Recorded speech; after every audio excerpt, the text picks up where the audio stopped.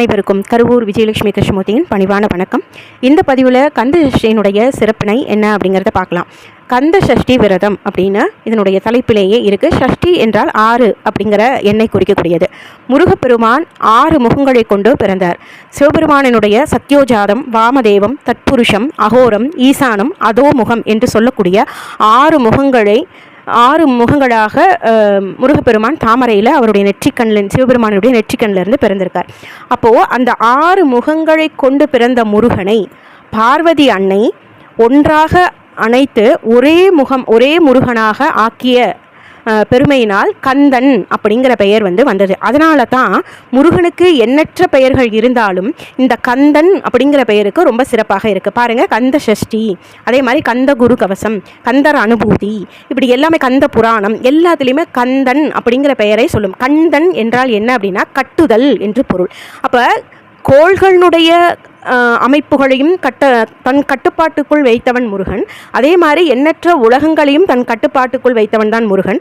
அதே மாதிரி தன்னுடைய சரம் என்ற சொல்லக்கூடிய மூச்சுக்காற்றினையும் தன்னுள் கட்டுப்பாட்டினுள் வைக்கக்கூடிய வல்லமை பெற்றவன் முருகன். அதனால தான் அவனுக்கு சரவணன், சரத்தை தன் நகத்தே வைத்து கொண்டு அதனுடைய வல்லமையை அதிகம் பெற்றவன் என்பதால் அவனுக்கு சரவணன் என்றும் இன்னொரு பெயரும் உண்டு. ஆக இப்போ இந்த கந்தன் அப்படின்னா கட்டுதல்னு சொல்கிறோம் இல்லையா? இப்போ நாம கந்த சஷ்டி விரதம் இருக்கிறதுனால என்ன புண்ணியம், என்ன பலன் நமக்கு கிடைக்கும் அப்படின்னா, இந்த விரதத்திலேயே இந்த கந்த சஷ்டி விரதம் தான் இருக்கிறதுலேயே மிகவும் கடுமையான ஒரு விரதமாகவும் ரொம்ப நேர்த்தியாக இருக்கக்கூடிய விரதமாகவும் கருதப்படுகிறது.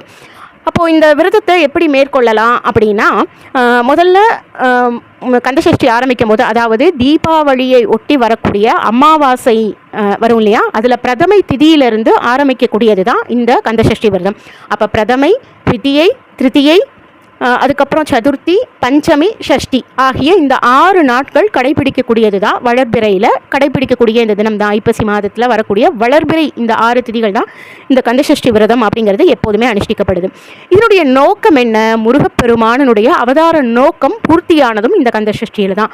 முருகப்பெருமான் எதற்காக தோற்றுவிக்கப்பட்டார் அப்படின்னா, சூரபத்மனுடைய பிடியில் சிக்கிய தேவர்களை விடுவிப்பதற்காக முருகப்பெருமான் சூரன் சிவபெருமான்கிட்ட வரம் கேட்குறார். என்ன வரம் கேட்குறார்? உன்னால் ஆன சக்தியிலிருந்து தான் எனக்கு அழிவு வரணும் அப்படின்னு சொல்லி கேட்குறான். அப்படி கேட்கும் பொழுது சிவபெருமானும் இந்த வரத்தை கொடுக்குறார். அதனால தான் சூரனை வதம் பண்ணுவதற்காக முருகப்பெருமானை சிவபெருமான் அருள்பாலிக்கிறார். அப்போது ஒரு நோக்கத்தை, அந்த பிறவியின் நோக்கத்தை முருகப்பெருமான் பூர்த்தி செய்தது என்று சொன்னால் அதுதான் இந்த கந்த சஷ்டி அப்படின்னு நம்மளால் சொல்ல முடியும்.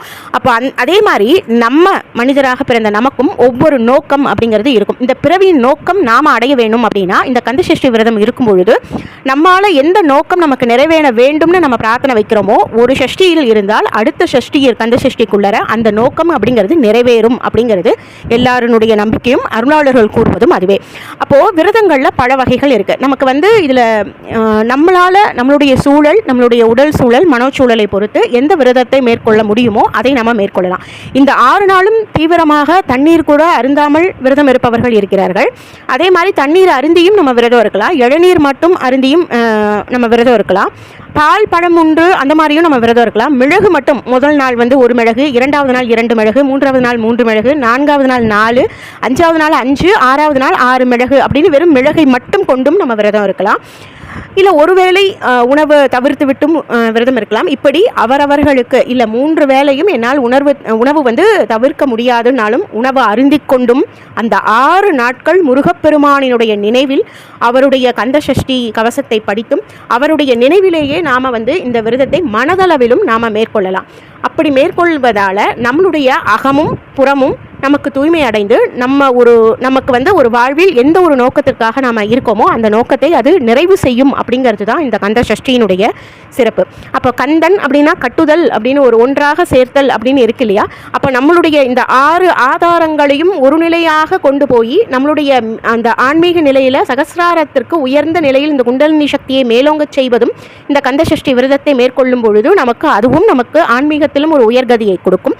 வாழ்விலும் நமக்கு பல போராட்டங்களை நாம் நித்தியம் நம்ம சந்தித்து வரும்போது அந்த வாழ்வில் ஒரு முன்னேற்றம் வர வேண்டும் என்றாலும் இந்த கந்த சஷ்டியை நாம் இருக்கும்போது, ஃபாஸ்டிங்கில் இருக்கும்போது நம்மளுடைய உடல் நம்மளுடைய மனம் ஆகப்பட்டது ஒரு நிலையாக ஒன்றாக குவிந்து ஒரே நிலையில் கட்டுண்டு முருகப்பெருமானின் நினைவில் கட்டுண்டு நமக்குள்ளே இருக்கக்கூடிய காமம், கோபம், குரோதம், லோபம், மதம், ஆச்சரியம் ஆகிய இந்த 6 தீய குணங்களிலிருந்து நாம் விடுபட்டு முருகப்பெருமானை போல நாமும் தூய்மையான ஆன்மாவாக பரபிரம்மத்தோடு சாயுஜ்ய நிலை பெறக்கூடிய ஒரு தன்மையை முருகன் எப்படி ஒரு வெற்றியாளனாக இருக்கிறாரோ அதே போல அவரை வணங்கும் பக்தர்களுக்கும் வெற்றியை பெற செய்யக்கூடிய கடவுளாக கந்த கடவுள் நமக்கு அருள்பாலிப்பார் அப்படிங்கிறது முன்னோருடைய நம்பிக்கை.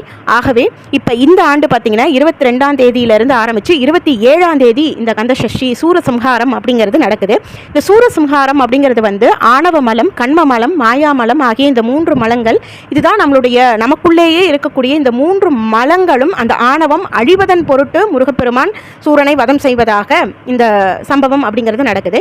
ஆக நமக்குள்ளே இருக்கக்கூடிய சூரனை வதம் செய்கிறது அந்த தீய குணங்கள் வதைக்கப்படும். இந்த 6 நாள் தூய்மையாக விரதம் இருந்து அல்லது இந்த 6 நாட்களும் மனதளவில் முருகனை நினைத்து நாம் இந்த விரதத்தை மேற்கொள்ளும் போது நமக்குள் இருக்கக்கூடிய தீய குணங்கள் நம்மை விட்டு சென்றடைந்து நமக்கு தூய்மையான நல்ல குணங்களும் நம்மளுடைய உயர்நிலைக்கு போகக்கூடிய அளவுக்கு நம்மளுடைய ஆன்மா பக்குவப்படும் அப்படிங்கிறது தான் இந்த கந்த சஷ்டியினுடையது. இப்போ 27ஆம் தேதி என்ன பண்ணலாம் அப்படின்னா, அன்று ஒரு நாள், இந்த 6 நாள் ஃபாஸ்டிங் இருக்க முடியாதவங்க அன்னைக்கு ஒரு நாள் காலையிலிருந்து சூரிய அஸ்தமனம் வரைக்கும் சூரசம்ஹாரம் நிகழும் அந்த தருணம் வரைக்கும் 4:30 மணியிலிருந்து 6 மணிக்குள்ளே சூரசம்ஹாரம் திருச்செந்தூரில் நடக்கும். அது வரைக்கும் தண்ணீர் மட்டுமாவது அட்லீஸ்ட் அருந்தி கொண்டு நம்ம ஒரு நாள் விரதம் இருந்து கந்தசஷ்டி கவசத்தை 36 முறை அன்றைக்கி பாராயணம் பண்ணணும். அப்படி பாராயணம் பண்ணி அன்றைக்கி முருகனுடைய நினைவில் நமக்கு என்ன கோரிக்கை இருக்கோ அந்த கோரிக்கையை முருகனிடம் சமர்ப்பித்து ஒரு 6 விளக்கு அவருக்காக ஏற்றி நம்ம பாராயணம் பண்ணும் பொழுது அந்த சூரசம்ஹார நிகழ்வையும் இப்போ நம்ம சேனல்ஸ்லேயே நம்ம பார்க்கலாம். யூடியூப்பில் போனீங்கன்னா லைவ் ரிலேவே காமிப்பாங்க, அதை நம்ம பார்க்கலாம். அருகில் ஏதான முருகன் கோவிலுக்கு சென்று அங்கே நடக்கக்கூடிய சூரசம்ஹாரம் பார்க்கணும்னு நினைக்கிறவங்களும் தாராளமாக போய் பார்க்கலாம். இதை பார்த்து வழிபடும் போது அதன் பிறகு நம்மளுடைய ஃபாஸ்டிங்கை அன்றைக்கே நம்ம பூர்த்தியும் பண்ணிக்கலாம். இப்படி நம்ம வேண்டுதலை நம்ம வச்சு அந்த சூரசம்ஹார நிகழ்வை நம்ம நடத்தும்போது இந்த வருஷம் என்ன கோரிக்கைக்காக நீங்கள் இந்த விரதம் இருக்கிறீர்களோ அடுத்த வருட சூரசம்ஹாரத்திற்குள் அந்த கோரிக்கையானது நிறைவேறும், முருகன் அருளால் நிறைவேறும் அப்படிங்கிறது ஆண்டாரனுடைய வாக்கு. இது கல்யாணம் ஆகணும்னு நினைக்கிறவங்க, குழந்தை வரம் வேணும்னு நினைக்கிறவங்க, நல்ல வேலை கிடைக்கணும்னு நினைக்கிறவங்க, தன்னுடைய வாழ்க்கையில் ஒரு இலக்கை அடையணும்னு போராடுறவங்க எல்லாருமே அனைத்து அன்பர்களும் இந்த கந்தசஷ்டி விரதம் அப்படிங்கிறது தாராளமாக கடைபிடிக்கலாம். ஆகவே இவ்வளவு சக்தி வாய்ந்த இந்த கந்தசஷ்டி அன்னைக்கு 36 முறை நம்ம கந்தசஷ்டி பாராயணத்தை கவசத்தை படிக்கணும். அப்படி 36 முறை படிக்க முடியாதுங்க, ஏன்னா அந்த 36 முறை படிக்கிறதுக்கு மினிமம் 5 to 7 hours அப்படிங்கிறது ஆகும். அதுக்கு ஷார்ட்கட்டாகவே இருக்குது. அதாவது சரவணபவ அப்படிங்கிற அந்த 6 எழுத்து மந்திரத்தை சரவணபவ, ரவணபவச, வனபவசர, நபவ சரவ, பவசரவன, வசரவனப அப்படின்னு இருக்கக்கூடிய அந்த 6 முறைகளில் ஒரு முறையையும் 6 முறை 6 × 6 36 6 முறை படிக்கும் பொழுது 36 முறை கந்தசஷ்டி கவசத்தை நீங்கள் ஓதிய பலன் இந்த சரவணபவ எங்கள் சடாட்சர மந்திரத்தை நீங்கள் பிரித்து ஒவ்வொரு முறையையும் 6 தடவை சொல்லும்போது அந்த பலனை உங்களுக்கு முழுதாக கொடுக்கும் என்று சொல்லி வாய்ப்பு இருக்கிறவர்கள் 36 முறை அன்று பாராயணம் பண்ணுங்கள். நேரம் கம்மியாக இருக்கிறவர்கள் இந்த சடாட்சர மந்திரத்தை 6 விதத்திலையும் ஒவ்வொரு முறையிலும் 6 முறையாக 36 முறை பாராயணம் பண்ணும் பொழுது நிச்சயமாக அனைவருக்கும் கந்தன் அருள் கிடைக்கும் என்று சொல்லி இந்த கந்தசஷ்டி விழாவினை வருகிற 27 அன்று முருகப்பெருமானை நினைந்து விரதம் மேற்கொண்டு அவருடைய பூரண அருளை அனைவரும் பெற்று நல்வாழ்வு பெற வேண்டும் என்று முருகனை பிரார்த்தித்துக் கொண்டு இந்த பதிவினை நிறைவு செய்கின்றேன். வெற்றிவேல் முருகனுக்கு அரோகரா, திருச்செந்தில் ஆண்டவனுக்கு அரோகரா. மீண்டும் அடுத்த ஒரு நல்ல பதிவில் உங்களை சந்திக்கின்றேன். நன்றி, வணக்கம், வாழ்க வளமுடன்.